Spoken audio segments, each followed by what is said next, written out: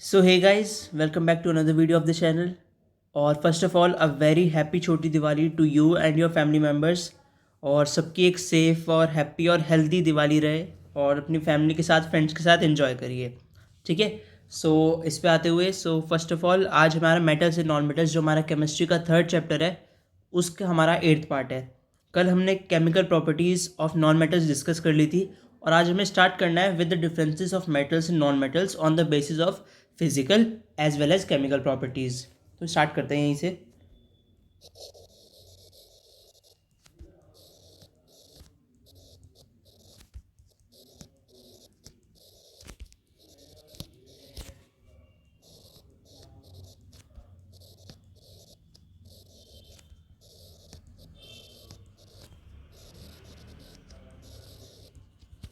पहला हमारा physical property के बेसिस पे।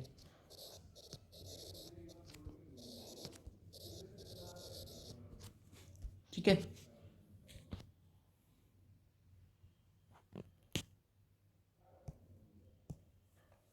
तो अगर हम फिजिकल प्रॉपर्टी के बेस पे डिस्कस कर रहे हैं तो पहले पेज को डिवाइड कर लेते हैं अपने। ठीक है। लेफ्ट साइड पे हमारा मेटल्स के हम डिस्कशन करेंगे और राइट साइड पे नॉन मेटल्स का।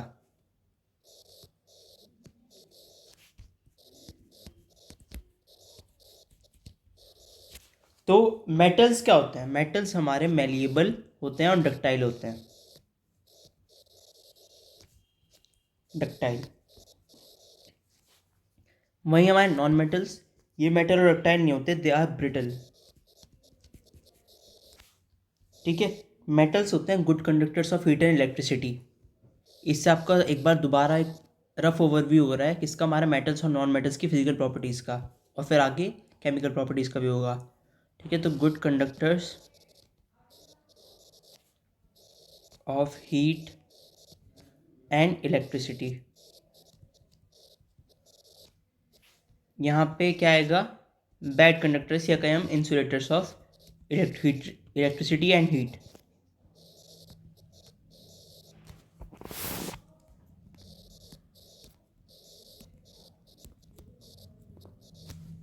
थर्ड नंबर पे आता है मेटल्स आर लस्ट्रस।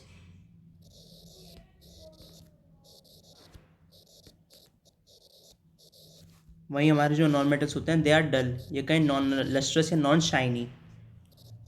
मेटल्स में फोर्थ पॉइंट हमारा आता है कि रूम टेम्परेचर पे सॉलिड्स होते हैं, बस एक मरकरी है जो कि हमारा लिक्विड होता है रूम टेम्परेचर। ठीक है। तो हम कह सकते हैं जनरली सॉलिड्स, और इनकी तीनों शेड्स होती हैं।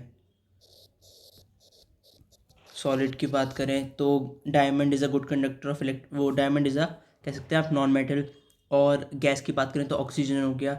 लिक्विड की बात करें तो उसमें हमारा कोई भी आ सकता है, जैसे हमारा आप ले सकते हैं ब्रोमीन, क्लोरीन वगैरह, ऐसे सब। ठीक है। फिफ्थ नंबर पर आता है metals are strong and tough.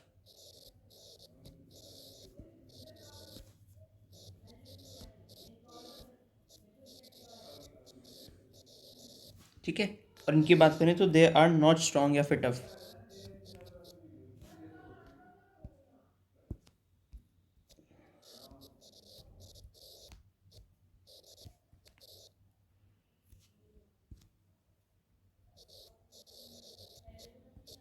ठीक है। तो अब आपको डिफरेंसेस पर चल गए होंगे हमारे मेटल्स और नॉन मेटल्स के बेस पे, नॉन मेटल्स के फिजिकल प्रॉपर्टी के बेस पे। ठीक है। अब हमें डिस्कशन करना है the difference between metals and non metals on the basis of their chemical properties.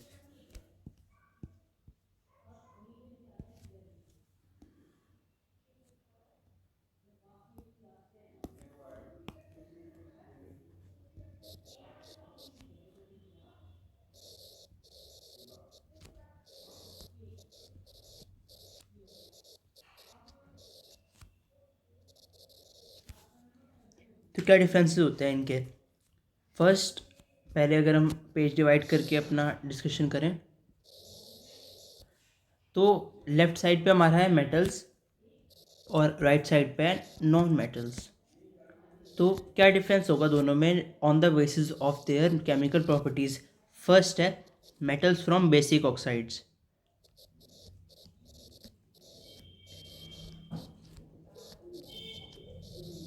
इनका नॉन मेटल्स दोनों बना देते हैं, इधर एसिडिक और न्यूट्रल।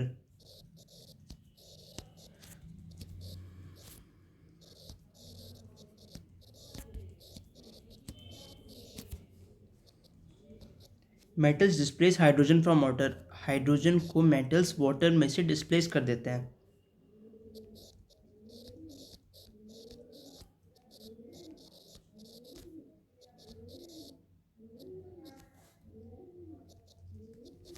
वहीं हमारा, अगर हम नॉन मेटल्स की बात करें, so they do not react with water, या फिर हम स्टीम कह लें, तो क्योंकि they are unable to displace hydrogen from water, unable to displace H from H2O।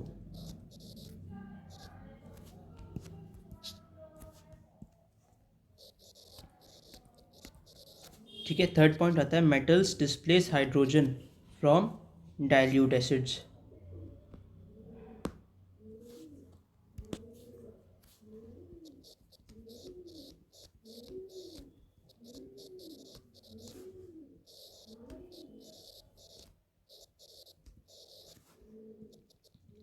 वहीं जो हमारे नॉन मेटल्स होते हैं, they are unable to displace hydrogen from dilute acids.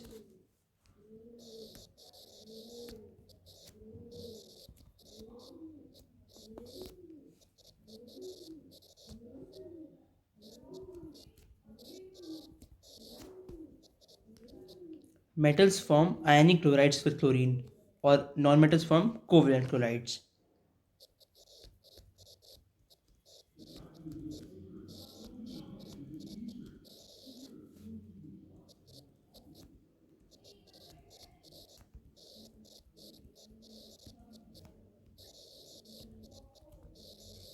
ठीक है, मेटल्स होते हैं जो वो बनाते हैं हमारे आयनिक क्लोराइड्स, और जो आयनिक क्लोराइड्स होते हैं ये इलेक्ट्रिसिटी कंडक्ट करते हैं।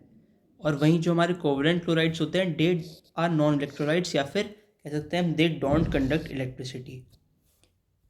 नेक्स्ट पॉइंट आता है metals usually don't combine with hydrogen, only a few reactive metals combine with hydrogen to form ionic metal hydrides. वहीं जो हमारे नॉन मेटल्स होते हैं वो हाइड्रोजन के साथ रिएक्ट करके स्टेबल कोवेलेंट हाइड्राइड्स बना लेते हैं। तो यहाँ पे तो फिर भी formation of ionic hydrides takes place.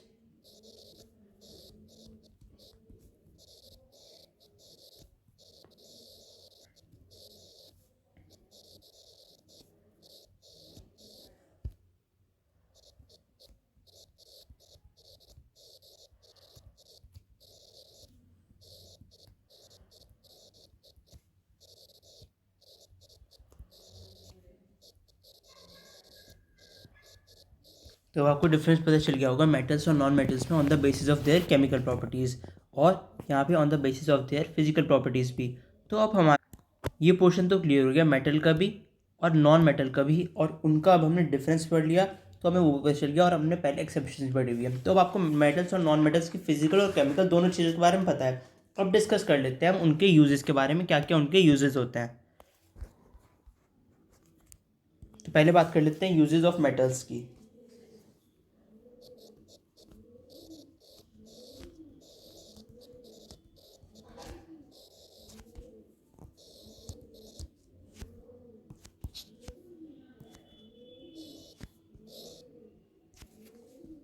पहले यूज़ इनका आता है, जैसे मेटल्स के कुछ पार्ट्स होते हैं, मतलब मेटल्स के भी यूज़ ऐसे पढ़ेंगे कि मेटल्स के कुछ जो बाय पार्ट्स होंगे, यानी मेटल्स के कौन कौन से मेटल्स होते हैं, जो उनके टाइप्स हैं उनके बारे में क्या क्या यूज़ होते हैं।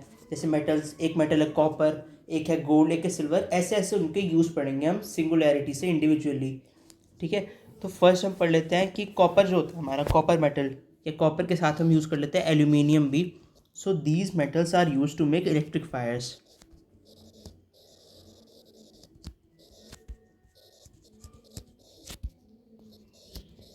To carry electric current.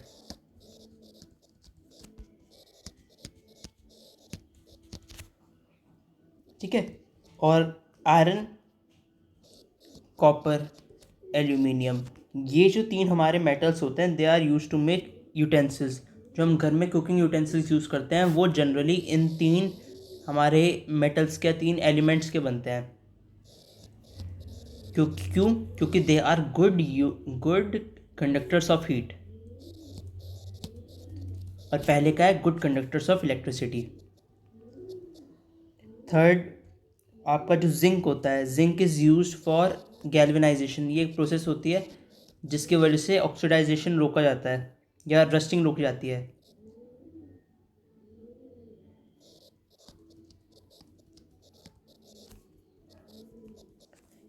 Metal होता है एक मरकरी। मरकरी हमें पता है थर्मामीटर्स में यूज़ होता है।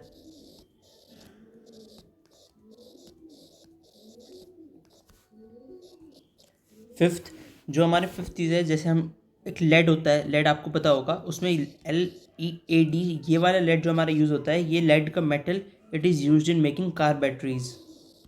कार की जो आपकी बैटरीज होती हैं उन्हें ये बनाने में ही काम आता है। नेक्स्ट, एल्यूमिनियम फॉयल में आप लोग स्कूल में खाना लेके जाते होंगे तो एल्यूमिनियम फॉयल हमारा वहाँ पे यूज़ आता है।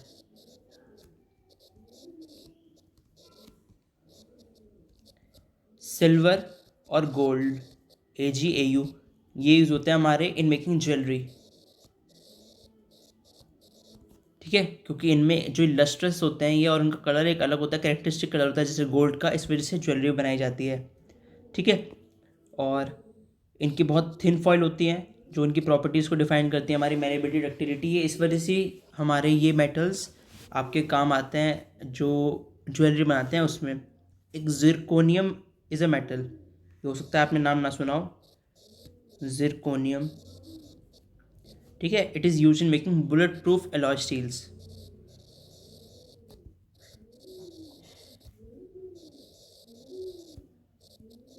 ठीक है, तो अब ये आपको क्लियर होगा बिल्कुल। ऐसे ही हमने आज मेटल्स के सारे यूज़ पढ़ लिए। अब एक इसका यूज़ ये आता है, अब हो सकता है अभी हमने आपको याद हो सकता है ना याद हो, एक आयरन कैटलिस्ट का यूज़ आता है किसमें? Preparation of ammonia gas.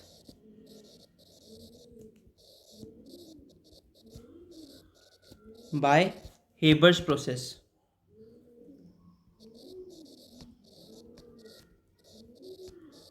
ठीक है, अब ये वाली मैंने आपसे क्यों कहा कि हो सकता है आपको याद हो, क्योंकि हमने ये कल ही पढ़ा है। ठीक है, NH3 कैसे बन रहा है, और ये हमने जब नॉन मेटल्स की केमिकल प्रॉपर्टीज़ पढ़ रहे थे तब हमने इसे पढ़ा था। ठीक है, तब आपको मेटल की यूजेस पता चल गए होंगे। अब सिल्वर और गोल्ड का एक और जगह यूज़ है। अभी दिवाली चल रही है, दिवाली का जो सीज़न है इसमें मिठाइयाँ हम सब बिल्कुल खाते हैं। तो ये जो मिठाइयाँ होती हैं उन पे कभी कभी सोने या चांदी की वरक वो चढ़ी हुई होती है। ठीक है, तो silver and gold are used for the decoration of sweets.